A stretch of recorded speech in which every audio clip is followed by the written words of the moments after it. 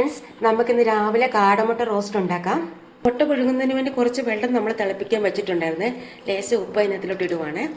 ഈ തിളച്ച വെള്ളത്തിലോട്ട് നമ്മൾ തവിയും കൊണ്ട് വേണം ഇനി ഇടാനായിട്ട്, അല്ലെങ്കിൽ മുട്ട പെട്ടെന്ന് പൊട്ടിപ്പോകാൻ സാധ്യതയുണ്ട്. മുട്ട റോസ്റ്റ് ചെയ്യാൻ വേണ്ടി നമ്മൾ ഒരു സവോളയാണ് എടുക്കുന്നത്. ഈ ടൈപ്പിലാണ് നമ്മൾ അരിഞ്ഞു വെച്ചിരിക്കുന്നത്. ഇപ്പോൾ ഒരു പാൻ ചൂടാക്കാൻ വെച്ചിട്ടുണ്ട്. നമുക്കിതൊന്ന് വഴറ്റിയെടുക്കാം. പാനൊക്കെ ചൂടായിട്ടുണ്ട്. കടുകൊന്നിട്ട് പൊട്ടിക്കാം.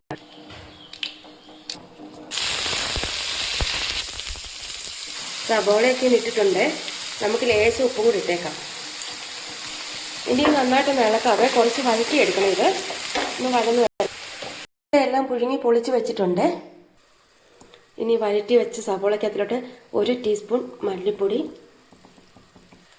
1 ടീസ്പൂൺ മുളക് പൊടി, 1 ടീസ്പൂൺ മസാലപ്പൊടി, ഇതെല്ലാം ചേർത്ത് നമുക്കൊന്ന് ഇളക്കാം. ലോ ഫ്ലെയിമിൽ മതി, അല്ലെ ഇത് കരിഞ്ഞു പോകും.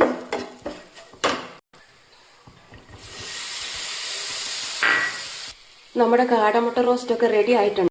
എല്ലാവർക്കും എൻ്റെ കാടമുട്ട റോസ്റ്റ് ഇഷ്ടപ്പെട്ടിട്ടുണ്ടെങ്കിൽ എൻ്റെ ചാനലിനെ ഒന്ന് സപ്പോർട്ട് ചെയ്തേക്കണേ, സബ്സ്ക്രൈബ് ചെയ്തേക്കണേ, ലൈക്ക് ഷെയറും കമൻറ്റും ചെയ്യണേ.